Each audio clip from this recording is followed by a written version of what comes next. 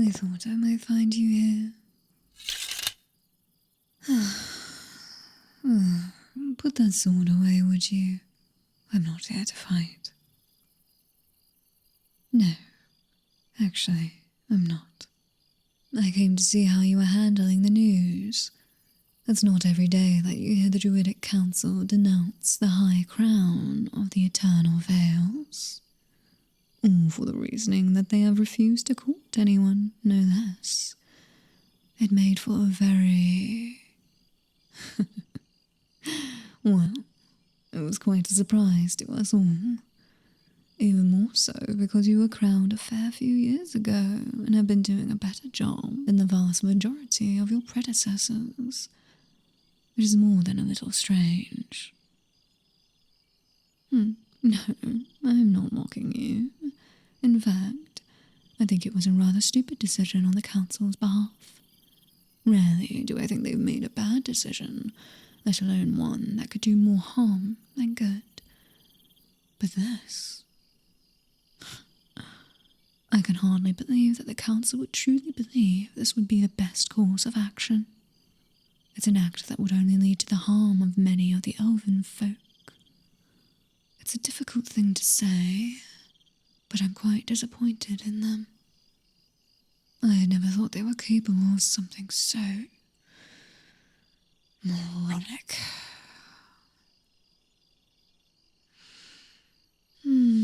Well, those are certainly strong words, but I can't help but to agree. It's a move only a fool would make, and yet they've decided that you're unfit to rule, all for the simple reason that you aren't betrothed. What ridiculous reasoning. It's not as if you've ever needed someone by your side to rule. Even though you and I haven't seen eye to eye for quite a while, I'd be lying if I were to say you were an unfit high crown to your people. I only doubt that there's anyone that could take your place and match your ability, let alone surpass it. Now, don't look so pleased with yourself. You and I both know that despite our rather complicated personal history, we've always stood next to each other when it comes to the good of our kingdoms. You're tenacious, hard-working, and honour your word, which are traits I greatly respect and admire. That's why I find it so infuriating that the council would admonish you for something as trivial as not having taken a lover. Did they happen to give you a reason as to why they came to such a decision? How ridiculous. They thought that you, of all people, needed another person to shoulder the weight of the crown with you. What a foolish notion. You've done fine for years now. Why would you need someone now? I suppose you're right. The reason is not of importance anymore. Now all that matters is what your response will be. So what are you planning to tell the council, my dear?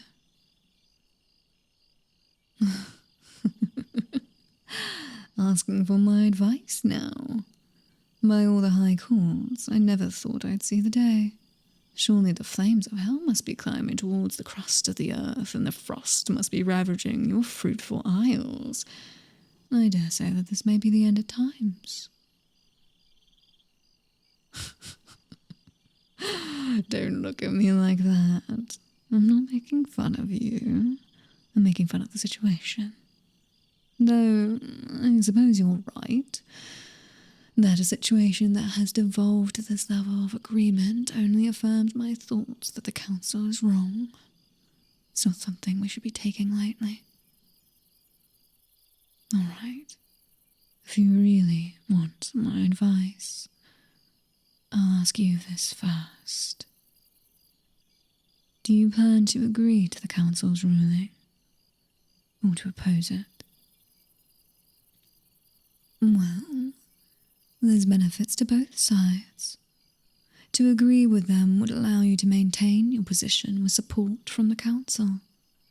To oppose them would allow you to remain unmarried, as you wish. However, the downsides to opposing them is that you would invoke their wrath, and they might call the other kingdoms under their protection to attack the eternal veils. While I have no doubt of the strength of the elven people, you and I both know that there would be too many enemies to fight on your own. The choice is yours to make, but I should think that one of those two options sounds much better than the other. The idea of marriage annoys you that much? Dare I ask why? If that's the case, then all you need to do is find someone who isn't so obsessed with the idea of romance. Or, at the very least, who isn't obsessed with those flowery tales of royals who would trade their entire kingdom for their lover's sake. Then, what other criteria do you have?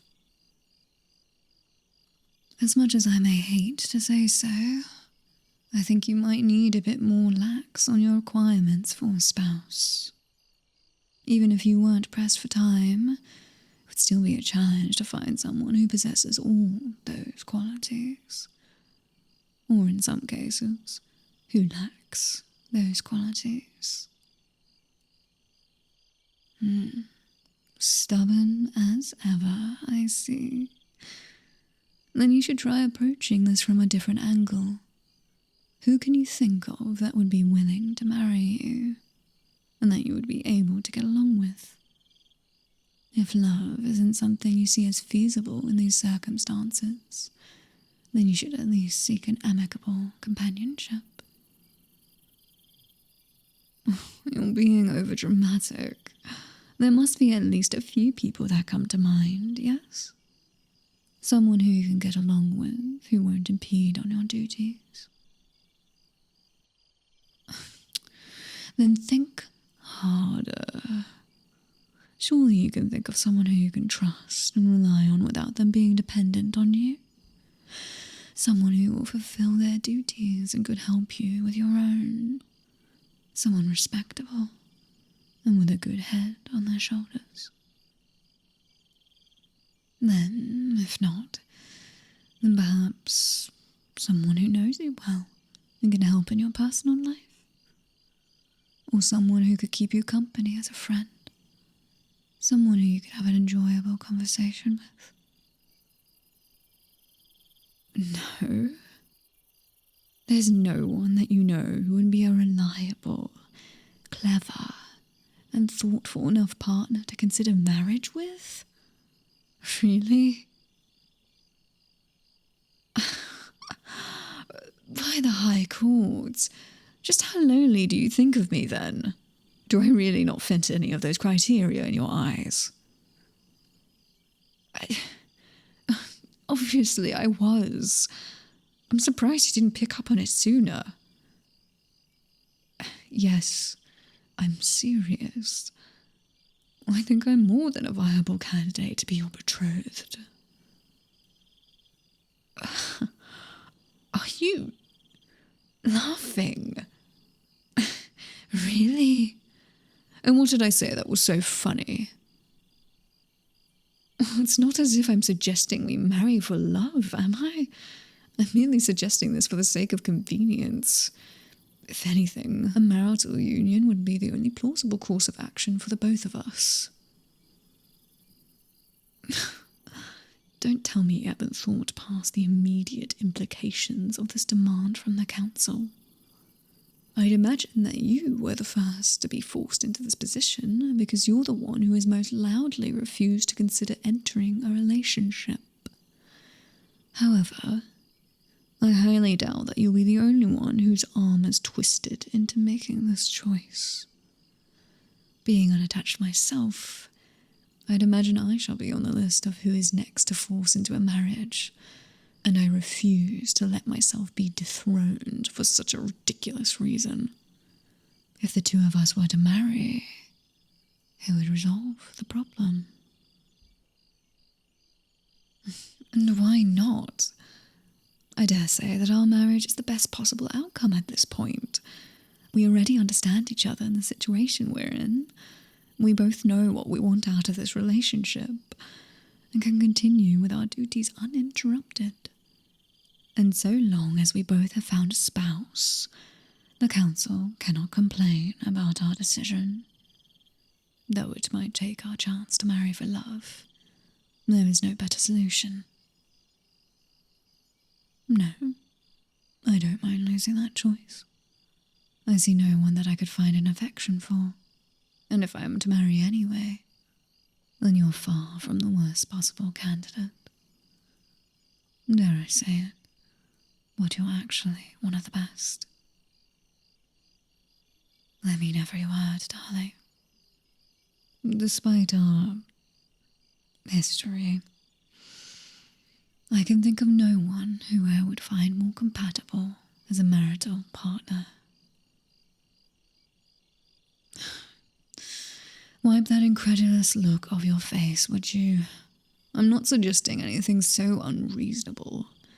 Marriages of convenience between people of our standing is incredibly common, and I'd much rather you than a stranger who I've only met in passing at some formal event. The devil you know is better than the one you don't, after all. You're dismissing the idea without even considering it. I'd highly suggest that you at least think about it for at least a moment. And why is that? Why are you so certain that I will be such an ill-fitted match for you? There are a vast number of reasons that say otherwise. We occupy the same position among our people, to start with. We have the same mindset towards duty and the same dedication to our work. We share many of our pastimes and have had many engaging discussions before, even if a majority of them were arguments.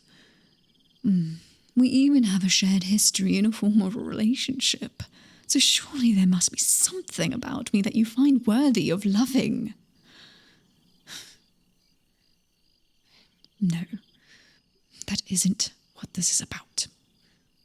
I'm simply stating that if you were in love with me in the past, then there must be at least some part of me that you get along with. That alone should make us better suited for marriage than any other random suitor that sees fit to grab for our attention.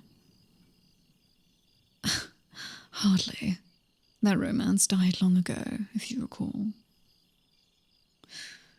Because even if our relationship died, the parts of us that found love for each other have not.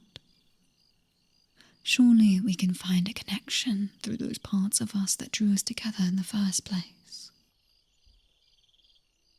I didn't mean it in that way, and you know it. Yes, you do. It's been years. I don't have any romantic feelings towards you anymore. No, I don't.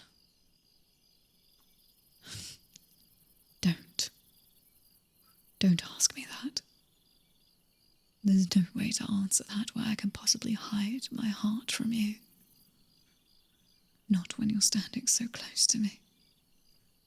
Not when you're looking at me like that. I won't repeat myself. I am not answering that question.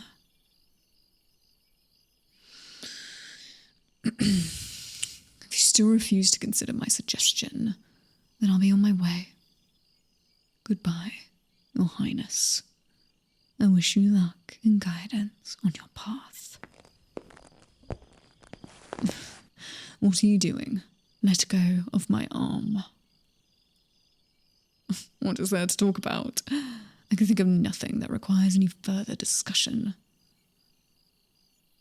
That is not something we need to talk about. Now, would you please unhand me?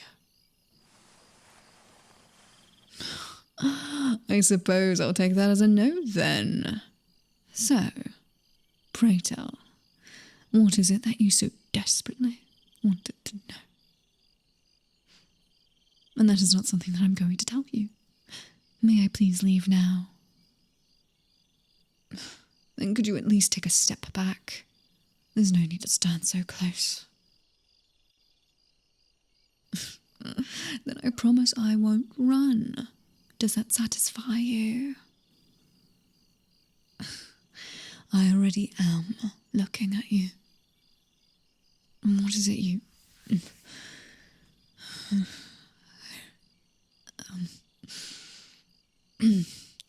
Could you please let go of my face? It is hardly necessary. If that is what it will take, then fine. What is it that you so need to know?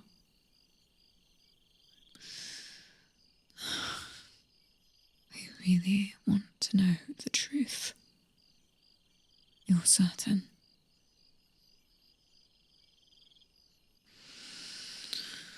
The truth is that, yes, I do still love you. With a full, aching heart, do I love you.